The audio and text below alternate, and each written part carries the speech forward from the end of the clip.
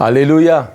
Que le nom de l'Éternel soit loué, que le nom de l'Éternel soit béni. Bienvenue à une autre dimension avec Jésus-Christ. Au nom du pasteur Kadi et à mon nom propre, nous vous souhaitons la bienvenue. Amen. Merci de vous connecter à votre plateforme préférée. Amen. Partagez avec vos amis. Appelez quelqu'un qui n'est pas encore connecté et dites-lui, le Seigneur a une parole pour vous. Votre serviteur, le pasteur Dibi, c'est toujours une joie pour moi de me retrouver ici avec vous. Que l'Éternel vous bénisse. Alléluia. Amen. Dieu a été bon tout au long de cette semaine. Il nous a révélé ses bienfaits. Il nous a révélé sa gloire et sa puissance. Et d'une manière particulière, nous voulons élever la voix et bénir le nom du Seigneur. Alléluia. Le Seigneur a été bon pour moi et je crois qu'il a été aussi pour vous. Amen. Et c'est pourquoi j'aimerais vous inviter à élever la voix avec moi et bénir ce Seigneur-là qui lui seul est digne. Ô Éternel, que ton nom soit élevé et que ton nom soit béni. Toi qui es le Dieu El Shaddai, l'alpha et l'oméga, le premier, le dernier, le commencement et la fin, nous voulons t'adorer, nous voulons te bénir, nous voulons te rendre grâce, nous voulons célébrer tes bienfaits. Alléluia. Car tu es Dieu et tu es bon, car tu es Dieu et tu es fidèle, car tu es Dieu et ton règne n'a pas de fin. Nous voulons te bénir, ô Seigneur. Alléluia. Oh Yahvé, tu es fidèle, Yahvé, tu es grand. La révélation que nous avons de toi, ô Dieu, conditionne notre adoration de toi. Que ton nom soit loué. Merci Seigneur. Alléluia. Toi qui nous as préservés tout au long de cette semaine, toi qui étais avec nous, toi qui nous as gardés, nous croyons que ce soir, une fois de plus, tu vas te révéler dans nos vies. Ce soir, une fois de plus, alléluia, ta parole va nous faire du bien, ta parole va nous affranchir, ta parole, ô Dieu, alléluia, va nous guérir et nous éclairer et nous voulons te dire merci. Béni sois-tu, ô Dieu, à toi la gloire, dans le nom de Jésus. Amen. Amen. Hein? Que le nom du Seigneur soit loué. Bienvenue à la FAG. Amen. C'est la foire aux questions. Amen. Nous rendons grâce à l'Éternel. Pour vous qui avez soumis des questions, amen. Cela nous montre que vous suivez attentivement les enseignements des mardis. Amen. Et encore une fois, aujourd'hui, nous avons des questions que nous avons reçues. Alléluia. Et nous allons, par la grâce de Dieu, amen, répondre à ces questions-là. Et notre prière est que l'Éternel utilise ces moments pour bénir quelqu'un, pour éclairer une personne qui était encore confuse. Mais l'Éternel va utiliser encore ces moments pour nous révéler Jésus-Christ, notre Seigneur, à une dimension que nous ne connaissions pas auparavant. Amen. Que le nom du Seigneur soit loué. J'aimerais sans plus tarder passer aux questions que nous avons reçues. Amen. Nous en avons quelques-unes que nous voulons explorer ce soir. Alléluia. La première question, elle nous vient de Lakis Ouattara au Ghana. Alléluia. Lakis, que Dieu vous bénisse. Alléluia. Amen. Bonjour à ceux du Ghana, que l'Éternel vous bénisse. Nous rendons grâce à Dieu pour le temps que vous prenez pour suivre votre plateforme préférée. Nous réclamons le Ghana pour Jésus. Amen. Alléluia. Et nous bénissons le Seigneur pour votre vie, Lakis. Amen. Et Lakis nous dit, comment comprendre cela? Marc chapitre 16, verset 16. Celui qui croira et sera baptisé sera sauvé. Celui qui refusera de croire sera condamné. Je crois, dit Lakis, j'ai la foi. Sans le baptême ou mauvais baptême, puis-je être condamné? Alléluia. Donc, Lakis veut savoir, parce que la Bible dit dans le livre de Marc, chapitre 16, au verset 16, que celui qui croira et sera baptisé, amen, sera sauvé. Et Lakis, qui croit, mais qui, enfin, ne nous dit pas s'il est baptisé ou pas, il dit, est-ce que si je suis baptisé ou pas, ou est-ce que si j'ai expérimenté le mauvais baptême, est-ce que je pourrais toujours être sauvé? Donc, véritablement, nous voulons répondre à cette question pour Lakis. Merci. Amen. Lakis, déjà d'entrée de jeu, excusez-moi, je vais dire que la Bible nous dit qu'il n'y a plus de condamnation. Dans le livre de Romains, chapitre 8, les versets 1 et 2. Il n'y a plus de condamnation pour ceux qui sont en Jésus-Christ. Alléluia. Qui ne marchent pas selon la chair, mais selon l'esprit. Car la loi de l'esprit de vie en Christ Jésus nous a affranchis de la loi du péché et de la mort. Alléluia. Donc, Lakis, quand nous mettons notre foi en Jésus-Christ, nous sommes sauvés et nous ne sommes plus sous la condamnation. Alléluia. En Christ Jésus, nous ne sommes plus sous la condamnation. Maintenant, Lakis, Marc nous dit, Marc 16, 16, celui qui croit et qui est baptisé sera sauvé. Il y a deux choses qu'il faut voir ici, c'est qu'il y a le salut et il y a le baptême. Alléluia. La Bible nous dit que le salut est par la grâce au moyen de la foi en Jésus-Christ. Lakis, si vous croyez en Jésus-Christ comme votre Seigneur et votre Sauveur personnel, alors vous êtes sauvés. ce n'est pas le baptême qui sauve. C'est la foi en Jésus-Christ comme Seigneur et comme Sauveur. C'est ça qui nous sauve. Donc la Christ pour vous dire, si vous avez la foi, si vous croyez en Jésus, alors vous ne pouvez pas expérimenter la condamnation. Que vous soyez baptisé ou pas, votre salut ne dépend pas du baptême. Vous êtes sauvé parce que vous acceptez Jésus-Christ comme Seigneur et Sauveur. Jean 3,16 nous dit que Dieu a tant aimé le monde et qu'il a donné son Fils unique, Jésus-Christ de Nazareth. Et quiconque croit en lui, en Jésus, pas au baptême, c'est en Jésus, ne périsse point et ait la vie éternelle. Alléluia. C'est la foi en Jésus-Christ. C'est ça qui nous sauve. Alléluia, amen. Ce n'est pas le baptême. Naturellement, quand on a accepté Jésus comme Seigneur et Sauveur, on veut se faire baptiser, mais le baptême véritablement est une symbolique. Là où nous disons publiquement à tous ce que Christ a accompli dans nos vies et dans notre cœur. Alléluia, amen. Donc le baptême, c'est beaucoup plus cet acte-là. On s'identifie à la mort, à l'ensevelissement et à la résurrection de Jésus-Christ, mais ce n'est pas le baptême qui nous sauve. Donc la Christ, si vous croyez en Jésus, si vous avez véritablement mis votre foi en Jésus-Christ, alors vous êtes sauvés. C'est pourquoi Jean, chapitre 1, verset 12 nous dit que à ceux qui ont cru en son nom, c'est à ceux-là, à ceux qui l'ont reçu, à ceux-là, il a donné le pouvoir de devenir enfants de Dieu. Alléluia, que le nom du Seigneur soit loué. Deuxième question. Notre deuxième question nous vient de anonyme ivoirien vivant au Maroc. Alléluia. Ou dirais-je anonyme ivoirienne. Donc, bonsoir ma sœur du côté du Maroc. Que l'Éternel vous bénisse. Alléluia. Amen. Et la question de notre sœur du Maroc est la suivante. Y a-t-il un verset qui nous interdit d'adorer Dieu comme les gens le faisaient avec les agneaux? Donc, notre sœur du Maroc est curieuse et elle veut savoir, est-il interdit ou y a-t-il un verset qui nous interdit d'adorer le Seigneur ou de faire les sacrifices en des agneaux comme cela était fait dans l'Ancien Testament? Alléluia. Merci du côté du Maroc, que l'Éternel vous bénisse. La Bible nous dit, dans le livre de Hébreux, chapitre 9, au verset 22, que sans l'effusion de sang, il n'y a pas de pardon de péché. Alléluia. Donc, j'aimerais que vous compreniez, le sacrifice qui était fait, c'est un sacrifice pour expier nos péchés. Amen. Donc, c'est la raison pour laquelle le sacrifice était fait. C'était pour expier le péché. Donc, Romain dit que s'il n'y a pas d'effusion de sang, il n'y a pas de pardon de péché. Nous devons comprendre ceci. Dans l'Ancien Testament, on faisait les sacrifices des animaux pour le pardon des péchés. Alléluia. Néanmoins, le sacrifice des animaux, ou dirais-je, le sang des animaux n'était pas adéquat pour ôter le péché. Tout ce que le sang des animaux pouvait faire, c'était couvrir le péché. Et parce que le sang des animaux ne peut pas effacer le péché, celui qui offre le sacrifice est obligé de le faire continuellement. Donc chaque année, quand tu as offert le sacrifice cette année, le sang qui a coulé couvre tes péchés pour cette période. L'année qui suit, il faut revenir encore et faire un sacrifice. Alléluia. Parce que le sang des animaux n'a pas la capacité d'effacer le péché. Alléluia. Et parce que le sang des animaux n'a pas la capacité d'effacer les péchés, il faut alors continuellement offrir du sang, amen, pour apaiser la colère de Dieu, amen. Mais ce sacrifice-là, il faut l'offrir continuellement parce que tout ce qu'il fait, c'est couvrir tes péchés. Il n'efface pas tes péchés. Alléluia. Maintenant, la Bible nous dit, quand Jésus-Christ est venu, il est mort à la croix et il a versé son sang. La Bible dit, quand Jean-Baptiste a vu le Seigneur Jésus, il a dit publiquement et ouvertement, il dit, voici l'agneau de Dieu qui ôte le péché du monde. Donc Christ est venu comme notre agneau pour sacrifier sa vie, verser son sang, pas pour couvrir nos péchés, mais pour effacer nos péchés. Oh, gloire à Jésus. Alléluia. Amen. Donc le sang de Jésus, à la différence du sang des animaux, a la capacité, pas seulement de couvrir les péchés, mais d'effacer les péchés.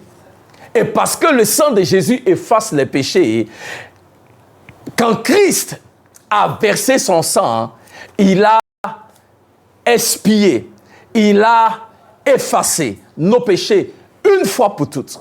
Donc, bien-aimés, si tous nos péchés, passés, présents, futurs, sont pardonnés, il n'y a plus besoin de sacrifice.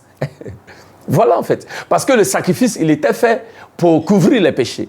Mais Christ a versé son sang. Il s'est sacrifié pour nous. Et au travers de son sacrifice, il a ôté les péchés. Les péchés passés, les péchés présents et les péchés futurs. Donc, où est le besoin de sacrifice encore? C'est pourquoi il n'est plus nécessaire pour nous d'offrir des sacrifices d'animaux. Parce que Christ, notre agneau pascal, a versé son sang et il a ôté la domination du péché une bonne fois pour toutes. C'est pourquoi je vous donne quelques passages dans les Écritures. Hébreux chapitre 7, verset 27. Hébreux chapitre 9, verset 28 qui nous dit « De même Christ qui s'est offert une seule fois pour porter les péchés de plusieurs. » Hébreux chapitre 10, verset 12. « Lui, après avoir offert un seul sacrifice pour les péchés, s'est assis pour toujours à la droite de Dieu. » Donc, ma sœur du côté du Maroc, il n'est plus nécessaire pour nous de faire des sacrifices d'agneau. Mettons juste notre foi dans l'œuvre parfaite. Les anglophones disent « in the finished work », c'est-à-dire dans l'œuvre finalisée, dans l'œuvre parfaite de Christ à la croix. Et savoir que Christ a versé son sang. Il a été pris. Et au travers de son sang, nos péchés sont entièrement effacés. Et parce que nos péchés sont entièrement effacés, il n'y a plus besoin de faire des sacrifices d'animaux. Gloire à Dieu. Amen. Troisième question. La troisième question nous vient de Yopougon, Abidjan, du frère Trabi. Frère Trabi, que le Seigneur vous bénisse. Alléluia. Amen. Nous disons bonjour à la famille du côté de Yopougon. Et la question de Trabi est la suivante. Il dit, merci pour la réponse à ma question, pasteur, mais j'ai une petite préoccupation. Les rois mages peuvent être définis de nos jours comme des astronomes. Étaient-ils des chrétiens? Donc, Trabi, du côté de Yopougon, pose la question de savoir que les rois mages peuvent être considérés comme étant des astronomes. Est-ce qu'ils étaient chrétiens? Merci, Trabi. C'est une bonne question. Amen. En Trabi, je dirais plutôt, les rois mages n'étaient pas astronomes. Les rois mages étaient astrologues. OK? Donc, il va falloir que j'explique alors la différence entre les deux. Amen. La différence entre les deux se situe à ce niveau-ci. Ils étaient des astrologistes. Ils n'étaient pas astronomistes. Voilà. OK? Donc, ce qu'ils étudiaient, c'était l'astrologie, pas l'astronomie. Trabi, l'astronomie, c'est quoi? L'astronomie est l'étude ou l'utilisation du soleil, de la lune, des étoiles, des planètes, pour prédire l'avenir. C'est ce qu'on appelle l'astrologie. OK? Et aussi, découvrir leur influence sur le comportement des hommes et sur certains événements. Alléluia. Donc souvent, on parle de voyants. OK? Les voyants, souvent, sont astrologues. OK? On vous parle des personnes qui vont te dire hey, je lis dans une boule de cristal. C'est ce qu'on appelle, c'est de l'astrologie. OK? Jusqu'à ce niveau, on parle aussi de nécromancie. Amen. Donc, l'astrologie, c'est cette manière d'étudier le soleil, les étoiles, la lune, les planètes, pour prédire l'avenir et découvrir leur influence sur le comportement des hommes ou sur certains événements. Et bien, donc ça, c'est ça, l'astrologie. Maintenant, l'astronomie, c'est différent. L'astronomie, c'est l'étude des œuvres du Seigneur. Alléluia. Les merveilles de l'Éternel. Ce que Dieu a fait. La création de Dieu. La création de Dieu au-delà de l'atmosphère terrestre. Alléluia. dans le sens où l'astronomie, c'est regarder les étoiles, regarder les planètes, regarder les galaxies et voir en cela la grandeur de l'Éternel, l'omnipotence de l'Éternel, la puissance de l'Éternel. Ça, c'est ce que nous appelons l'astronomie. L'astrologie, trabi, est synonyme dans les Écritures d'adoration d'idoles, d'incrédulité et d'apostasie. De l'autre côté, l'astronomie dans les Écritures peut nous même conduire à adorer Dieu au devant de ses merveilles. C'est pourquoi le psaume 8, verset 4 nous dit « Quand je regarde les cieux, l'œuvre de tes mains, les étoiles, la lune, que toi tu as ordonné. » Alléluia, amen. Donc, l'astronomie peut te conduire à regarder la création de Dieu, les cieux, comment Dieu a créé les cieux, les étoiles, la lune, et glorifier le nom du Seigneur. Donc, Trabi, en résumé, les rois mages étaient considérés comme étant des astrologues, et en tant qu'astrologues, ils n'étaient pas chrétiens. Alléluia, gloire à Dieu, merci. Donc, ceci étant, nous voulons continuer et aller à notre prochaine question. La question suivante nous vient de Alex, à Makori, pâtisserie abidjanaise.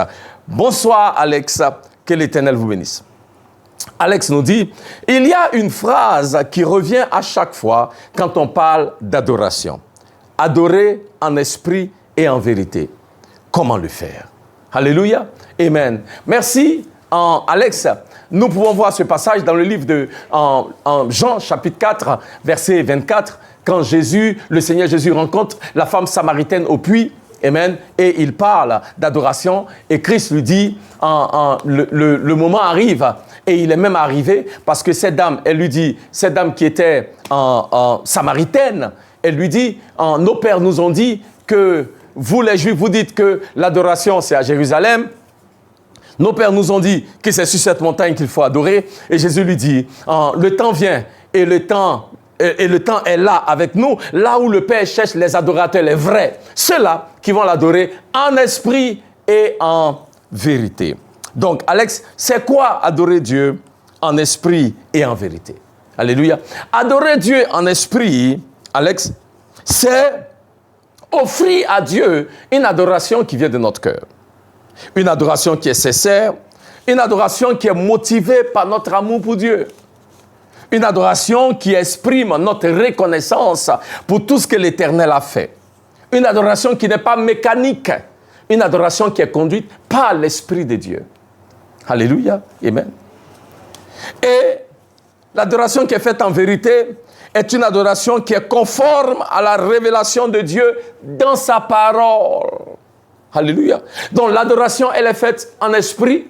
C'est une adoration qui vient du cœur, c'est une adoration qui est sincère, c'est une adoration qui exprime son amour et sa reconnaissance à l'Éternel. Alléluia. Ça, c'est en esprit. Amen. Et cette adoration-là est conduite par l'Esprit de Dieu. Ce n'est pas fait dans la chair. En vérité, c'est que l'adoration que nous offrons là, elle est basée sur la vérité de la révélation de Dieu dans sa parole. Alléluia. Amen. Ce n'est pas une autre forme d'adoration. Amen. Ce n'est pas communion. Oui, parce que ceux qui vont... J'ai utilisé un thème en communion, ce sont des personnes qui sont utilisées par des esprits qui tombent en transe et qui dansent. Et en Côte d'Ivoire, on appelle ça communion. Amen. Non, c'est pas... Et ces personnes-là chantent. Et il y a une forme d'adoration que ces personnes-là font à l'idole qu'ils adorent. Amen. Mais c'est pas ça. Alléluia. Quand tu adores l'Éternel, amen, et souvent tu te sens emporté dans ton adoration, c'est l'œuvre du Saint-Esprit. Amen. Donc que cette adoration-là, elle soit faite par l'Esprit de Dieu. Amen. Parce que l'adoration, elle est faite en esprit. Dieu est esprit. Alléluia. Et Dieu, l'adoration, là où nous pouvons vraiment être en communion entière, totale, avec l'Esprit de Dieu, c'est une adoration qui est faite en esprit. Alléluia. Et elle est faite en vérité pour exprimer le fait que l'adoration que j'élève à l'Éternel, c'est une adoration qui est conforme à la révélation de Dieu dans sa parole. Alléluia. L'adoration doit être établie, non pas sur ce qui nous plaît, non pas sur ce qui réjouit la chair, mais elle doit être établie sur la lumière de la vérité de la parole de l'Éternel. Alléluia. Donc, pour parler à Alex. Amen. Voilà comment est-ce que nous pouvons adorer l'Éternel en esprit, en vérité. Comment le faire? Adore Dieu de ton cœur. Alléluia. Offre à l'Éternel une adoration qui vient de ton cœur. Je l'ai dit, l'adoration qui est faite en esprit et en vérité, c'est une adoration qui n'est pas mécanique. Ne cherche pas une formule particulière pour adorer Dieu. Il dit dans le modèle de prière dont la Bible parle, le modèle de prière c'est quoi? Notre Père qui est dans les cieux. Mais on parle de modèle de prière. Le Seigneur Jésus ne veut pas qu'on récite la prière. Il dit c'est un modèle, c'est-à-dire qu'il nous montre un exemple. Voilà comment on peut le faire. Mais maintenant, il nous appartient à nous d'élever la voix vers l'Éternel et de lui parler. Il commence en disant notre Père. On n'a pas besoin d'une formule. Il nous décrit Dieu comme étant un Père. Ça veut dire que nous qui sommes enfants de l'Éternel, nous pouvons librement venir vers notre Père et puis parler à notre Père. Donc, ne cherchons pas de formule, ok, pour être grammaticalement correct, pour être correct dans la religion. Non, élève la voix. Papa, 2 jours là, ça chauffe pour parler comme au pays. Voilà, c'est tout. C'est une adoration sincère. C'est une adoration qui vient de mon cœur. Alléluia. Et c'est une adoration qui doit être basée sur la révélation de la parole. Tu veux dire, Seigneur, vraiment, les choses ne se passent pas comme... je ne suis pas en train d'expérimenter tes promesses comme il se devait. Tu as dit dans ta parole, oh Dieu, alléluia, dans le livre de Jean, chapitre 10, verset 10, que le voleur vient pour voler, pour tuer, pour détruire. Mais Jésus est venu pour que nous ayons la vie et que nous ayons la vie en abondance. Éternel, oh Dieu, je veux lever la voix vers toi. Alléluia. Que cette vie abondante-là se manifeste dans ma vie. Tu es mon Père, tu es mon Seigneur, tu es fidèle, tu es bon. Et ce que tu veux, c'est ce qui est bon pour moi. Éternel, oh Dieu, étends ta main, agis et glorifie-toi. C'est tout. Une prière aussi simple. Où tu vas, tu dis au Père, Père, ça ne va pas. À moins que, Seigneur, tu étends ta main et que tu n'agisses ici. Je ne peux pas. Alléluia. Donc, Alex, il faut comprendre, comme je l'ai dit, l'adorer en esprit, en vérité, c'est une adoration qui est sincère, qui vient du cœur et qui est conduite par l'Esprit de Dieu. 2, en vérité, c'est basé sur la révélation de Dieu dans sa parole. Alléluia, amen. Mais ayant dit cela, la manière dont on approche le Seigneur, il faut approcher le Seigneur le plus simplement possible. Parle à Dieu comme tu parles à ton Père. Parce que Dieu est une personne. Alléluia, amen. Que le nom du Seigneur soit loué. Merci, Alex. Donc, bien aimé, on va aller rapidement. On a presque fini. Nous sommes à notre dernière question. Elle nous vient de Christian qui vit en France. Alléluia. Amen. Nous voulons dire un grand bonsoir à Christian, amen, en France et à tous ceux qui nous suivent à partir de la France. Que l'Éternel vous bénisse. Alléluia. Amen. Donc, la question de Christian est la suivante. Ma question est la suivante. Dit Christian. Dieu a-t-il besoin qu'on l'adore, qu'on le loue? Si oui, pourquoi et de quelle manière? Alléluia. Christian, merci. Mais si on n'adore pas Dieu, qui on a adoré? Alléluia. Amen. Nous sommes créés pour adorer. C'est pourquoi si l'homme n'est pas en train d'adorer Dieu, il va adorer quelque chose. Même les athées adorent quelque chose. Celui qui dit qu'il ne croit pas en Dieu, là, il adore quelque chose. Pourquoi? Parce que l'homme, dans son ADN, a été fait pour adorer. Donc, si l'homme là qui a été fait pour adorer n'est pas en train d'adorer Dieu, il va adorer quelqu'un ou une chose. Parce que l'homme est tellement, on dit en anglais, wired, c'est-à-dire l'homme est tellement créé pour adorer. C'est que quand on ne trouve pas un Dieu pour adorer, on va fabriquer un bois quelque part devant lequel on va s'agenouiller pour adorer. Parce que nous sommes prédisposés à l'adoration. C'est comme ça que Dieu nous a créés. Donc, c'est important de le savoir, Christian. Donc, même les gens qui disent qu'ils n'adorent pas, c'est un mensonge. Tout le monde adore. Tout le monde adore. Tu adores quelqu'un ou bien tu adores quelque chose. Tu peux dire que tu n'adores pas Dieu, mais tu adores l'argent, tu adores ton travail, tu adores ta femme, tu adores tes enfants. Quelqu'un, tu adores quelque chose. Quelle que soit la manière que tu veux mettre ça. Tout le monde adore quelque chose. Voilà. Alléluia. Amen. Donc, il est important que nous puissions adorer le Seigneur. 2 raisons pour adorer Dieu. Christian, nous adorons Dieu. Alléluia. Parce que Dieu mérite notre adoration. Alléluia. Il mérite notre adoration. L'adoration, c'est quoi? L'adoration, c'est donner l'honneur, l'hommage, la révérence, le respect, l'adoration, la louange et la gloire à un être supérieur. Et Dieu est cet être supérieur-là. Et lui seul mérite la louange et lui seul mérite la gloire. Dieu demande que nous l'adorions parce que lui seul est digne de recevoir notre adoration. Et Dieu le demande. Et Dieu l'exige. Parce que sinon, la création que lui il a créée va se retrouver, au lieu d'adorer le Créateur, on va adorer la création. Il dit dans le livre d'Apocalypse, chapitre 14, Apocalypse 4, verset 11, il dit, tu es digne, notre Seigneur et notre Dieu, de recevoir la gloire, l'honneur, la puissance, car tu as créé toutes choses, et c'est par ta volonté qu'elles existent et qu'elles ont été créées. Il a créé toutes choses. Et il demande notre adoration, parce qu'il mérite notre adoration. Alléluia. Et deuxièmement, Christian, nous adorons parce que nous avons été créés pour l'adorer. Il dit dans le psaume 86 au verset 12, « Je te louerai de tout mon cœur, Seigneur, mon Dieu, et je glorifierai ton nom à perpétuité. » Je glorifierai ton nom à perpétuité. Ça veut dire, je glorifierai ton nom éternellement. Je glorifierai ton nom sans arrêt. Toujours glorifier ton nom. Il dit dans le livre d'Ésaïe, chapitre 43, verset 21, « Le peuple que je me suis formé publiera mes louanges. » Le peuple que je me suis formé, dit l'Éternel.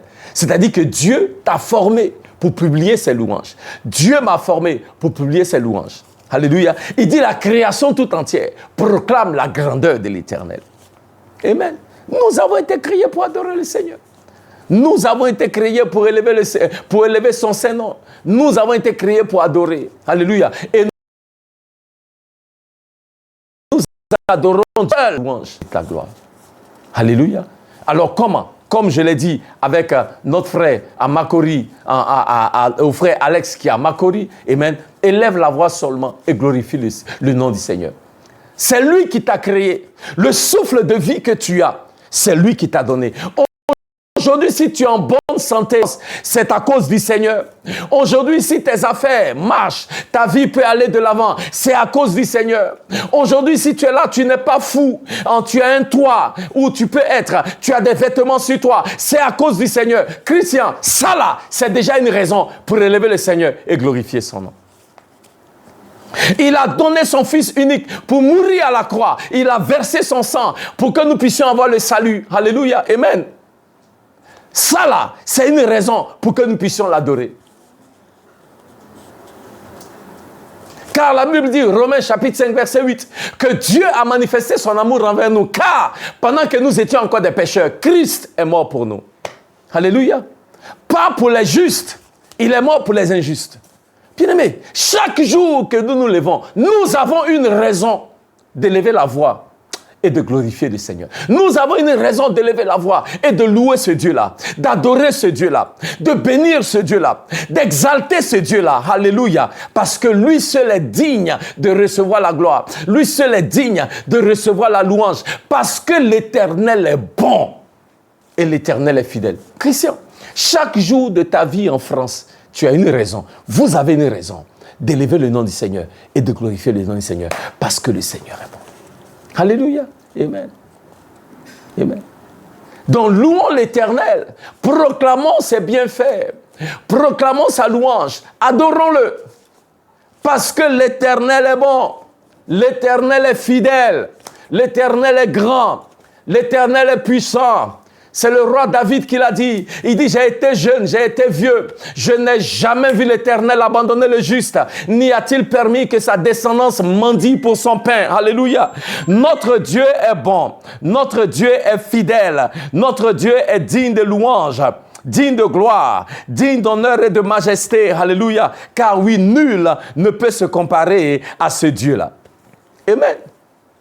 Donc j'aimerais que nous élevions la voix, bien-aimés. Là où tu es, commence à remercier le Seigneur. Bénis l'Éternel pour ses bienfaits. Bénis l'Éternel pour sa grandeur et pour sa fidélité. Bénis l'Éternel pour le souffle de vie. Bénis l'Éternel qui est avec toi. Bénis l'Éternel qui t'a préservé de tant de choses.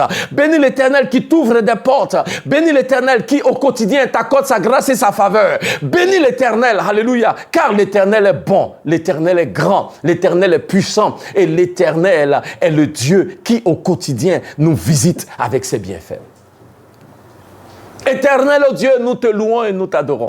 Yahvé, toi qui es l'Éternel El Shaddai, que ton nom soit élevé. Je te dis merci pour chacune de ces personnes-là qui nous ont soumis des questions en ce jour. Éternel, je veux prier pour toutes les âmes qui sont connectées maintenant, que toi tu te révèles encore une fois comme étant le Dieu qui est capable de faire excédemment au-delà de ce que nous pouvons imaginer ou même demander. Yahvé, tu es Dieu et tu es puissant. Éternel, oh Dieu, Akazimaya, je prie que le voile soit arraché. Je prie, oh Dieu, que nos yeux s'ouvrent et que nous soyons même de voir ce que toi tu fais au quotidien, dans nos vies et au travers de nos vies. Que ton nom soit loué, Seigneur. Éternel, merci pour ta présence avec nous. Garde et préserve ton peuple et donne à chacun de nous un témoignage de ce que toi seul es capable de faire. Merci, Seigneur. Reçois la gloire au nom de Jésus. Et le peuple de Dieu dit Amen.